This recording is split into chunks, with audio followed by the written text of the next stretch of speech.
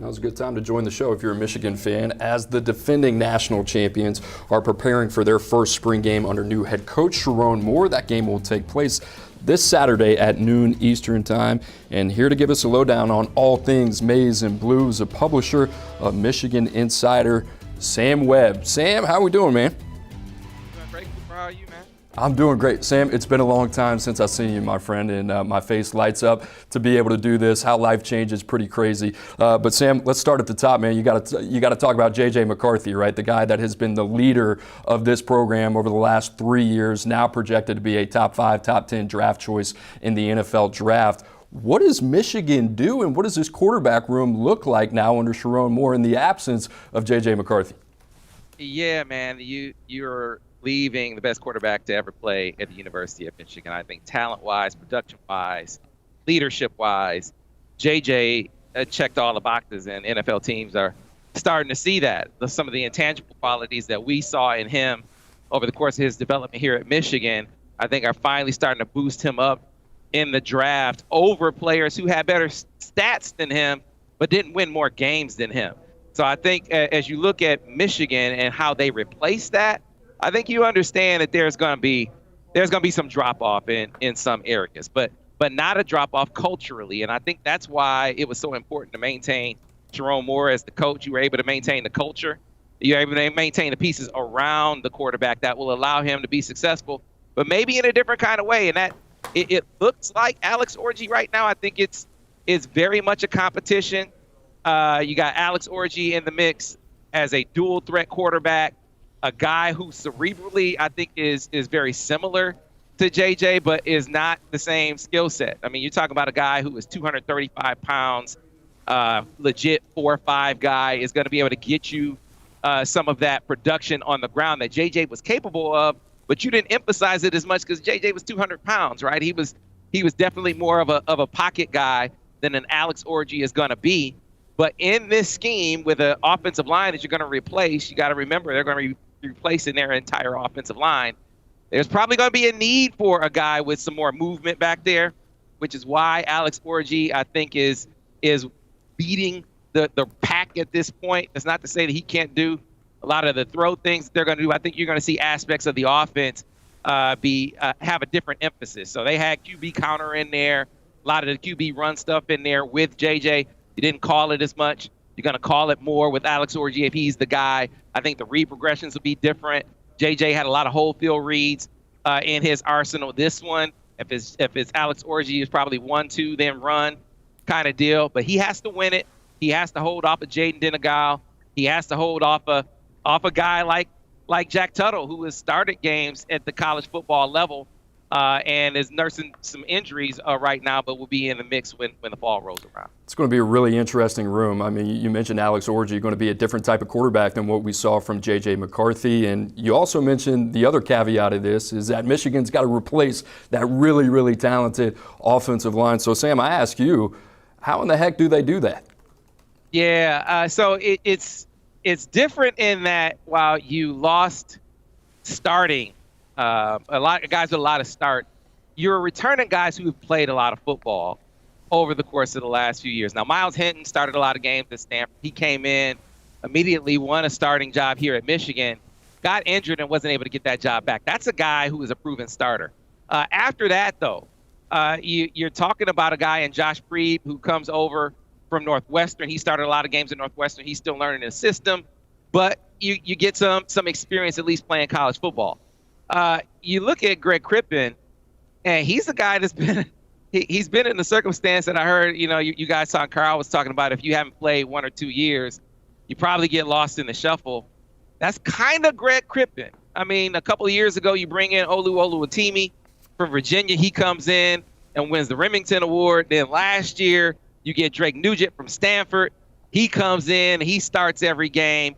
Greg Crippen probably starts on a lot of teams across college football. He got some snaps at Michigan, wasn't able to start. That's a guy that they were able to develop, though, and I think he's going to be ready to go. And then Giovanni El-Hadi at the other guard spot.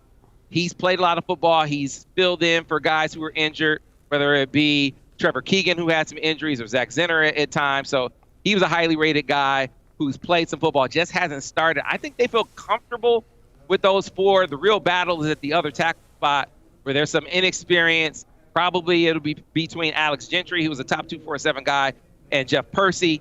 And then I think Michigan will go looking in the portal to help fortify the competition at that position. Sam, there's no question marks on the defensive line, especially when you talk about the Bash brothers and Mason Graham and Kenneth Grant. Those two are the best at their position in the country, and I don't think a lot of people are going to put up an argument when it comes to that. How good do those two guys have to be for Michigan to return not only to a college football playoff appearance, but to repeat as national champions?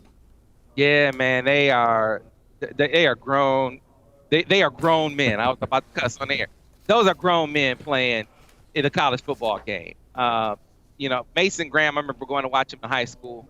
You marveled at how a guy like that could be overlooked by all the local USC, UCLA, Washington. He was committed to Boise State initially when my man Courtney Morgan, shout out to Big Court, who is the GM down in Alabama now, recognized this is a guy that Michigan should be on, and they pulled him from Boise State and held on to him. And what I saw when I went to watch him in high school, was this dude, he played every snap along the defensive line, every snap along the offensive line, and he played special teams. He had a motor like I had never seen, and it translated to him starting as a true freshman at defensive tackle. It was a package, but still, he was a starter. You don't see that for interior linemen. You just knew he was going to be a dude. Took a little bit longer for KG to break the starting lineup, but once he did, you saw that he was really, really special. You saw him hawk down a Penn State running back in the game last year from behind. Just next level talent. They're going to be, I think, on a higher level this year. The true question isn't how good they're going to be, because they're going to be first round draft pick. The question for Michigan is going to be, how good would their depth be? Would their depth be such that you can keep those guys fresh in the fourth quarter like you were able to do this past year? Because that was what made this team truly special. You think about, they got Josiah Stewart out of the portal last year from Coastal Carolina. He was big time. You had Derek Moore, who was a top 247 guy on the other edge. Those are your two starters this year. They were backups last year, Cooper, and they were backups to guys in Braden McGregor and Jalen Harrell that, I think they were not as talented as Derek and Josiah, but they have played a lot of football at Michigan, and they were able to get that rotation going. So in the fourth quarter of these games, they were still beastly. The question is going to be, can they be that deep this year? Because I have no question the starting lineup is going to be as good as it was last year. Sam Webb from Michigan Insider. Appreciate you, man. Hey, Sam, great to see you, brother, as always, and we'll talk soon. Appreciate it. He comes with the goods, man. He's got the great energy, great juice. Love that guy. He's got the real recognized, real report also as well that you can read. And we didn't talk about Jashawn Barham. That's a guy we're going to talk about in a little bit. But we're going to do the Michigan roster breakdown here a little bit. And Carl, I want to start with you. Positions of strength going into the season. We talked about Alabama in their secondary maybe being a position in a group that they got to shore up. Yeah. Not for Michigan. This seems to be a group that continues to get stronger and stronger every year. And outside of Will Johnson, it's not a lot of guys that are really kind of household names coming out of high school. If they got some talent there, what do you like about that group? Both safeties return. NFL prospects, both of them mid-round type guys. Obviously, Will Johnson, who's going to be a top 10 pick in next year's draft, loaded in the secondary.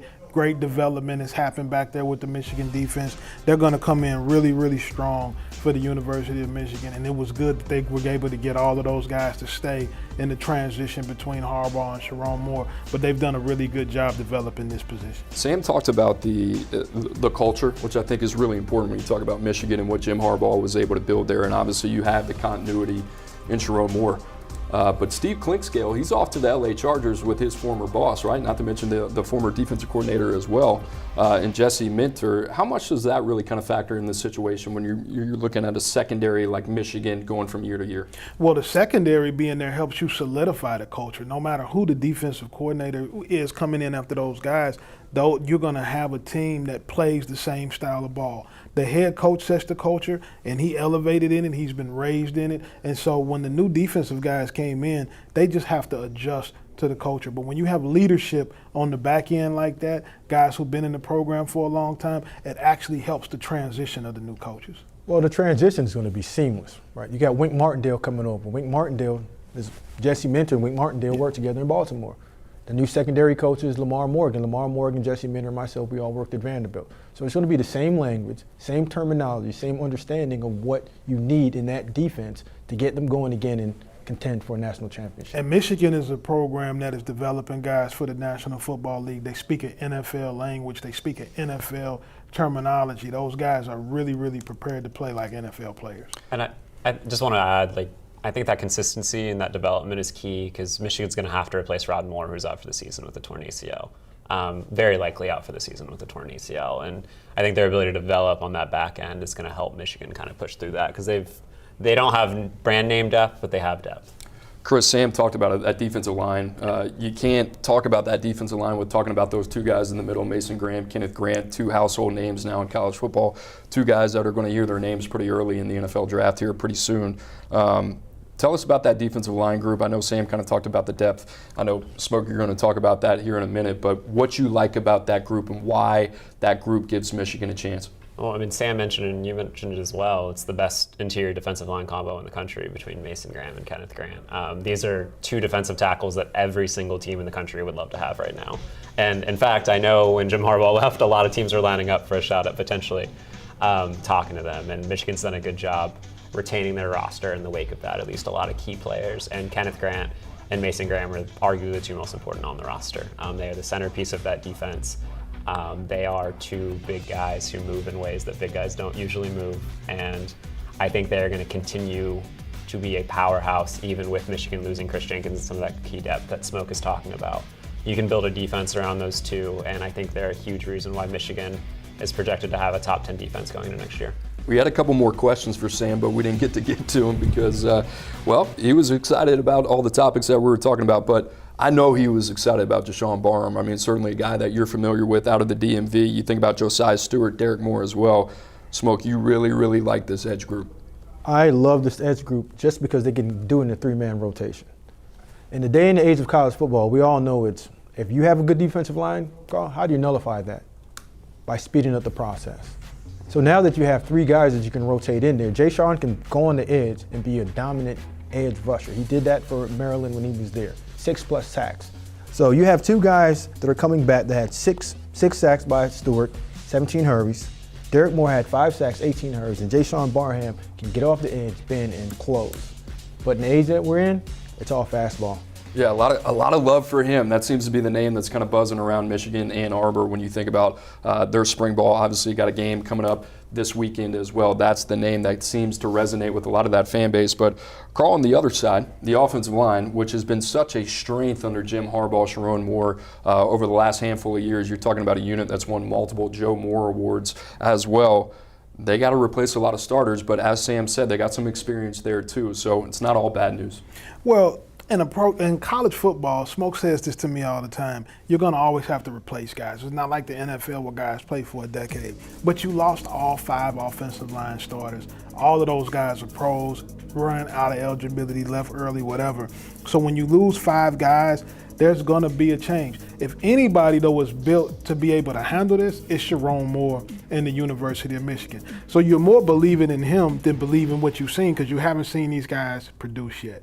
But when you lose 5 guys and you also lost the quarterback, this is tough to replace 5 offensive line starters. Chris, you famously told me this morning, looking at the rundown at the receiver position, that Michigan, they got nothing. And it's no disrespect. I talked to some people around the program that told me the same thing yesterday, right? So they got some work to do at the receiver position. What's your feel on that group moving forward? They're going to have to add multiple players in the portal if they want to be successful next season at receiver. And Alex Orji's going to take a lot of that load. Obviously, Michigan's going to be a more run-focused offense this year just due to the strength of their roster. But they don't return a single receiver who had more than 250 yards last season. And you can count on Colston Loveland, who's going to be arguably the top tight end in college football next year. But you have to have some guys on the outside that can make plays to make life easier for a potentially inexperienced and young quarterback.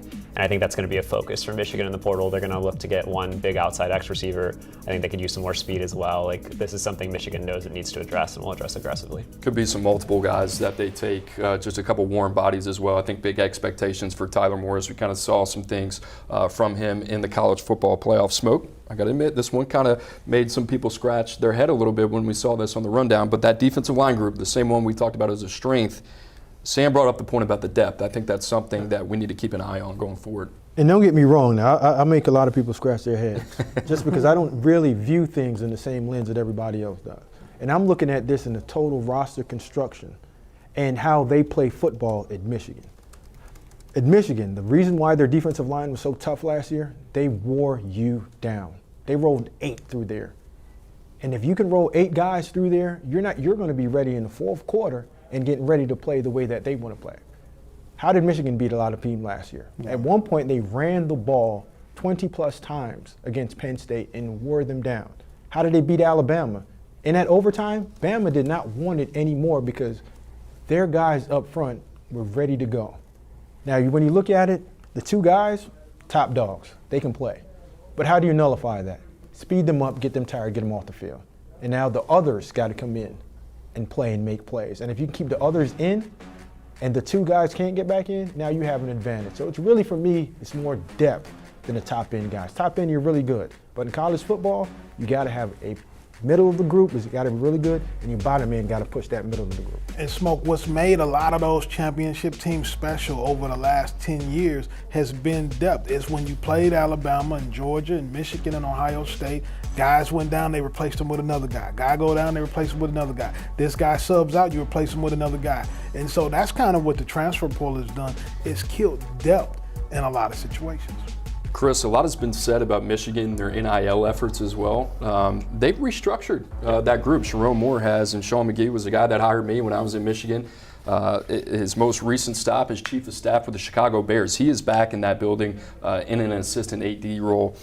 This is a team that has all the ability in the world in a program with one of the best networks of alumni across the country and across the globe to really be a powerhouse when it comes to NIL. What have you heard just recently in terms of the efforts and the strides that Sharon Moore has tried to make when it comes to NIL? Well, as you said, NIL was a sticking point for a while at Michigan, and honestly, for a long time, I think there's been some resistance in the athletic department about NIL. But I think Sharon Moore has really invigorated that element of things. They would not have been able to keep some of the players they did without renewed NIL efforts. It's just the reality of college football. Michigan is an academic-focused institution. I think we all understand that. But if you want to compete at a national level like they just did in football, you have to play the game. And I think Michigan is playing the game in a way it really hasn't before in the NIL era. So I think the resources are significantly better at Michigan, not only in the recruiting department, but the NIL department as well, and it's making a difference. Real quick, Smo. Wait, when you win a national championship, everybody cashes in. That's all I got to say about that.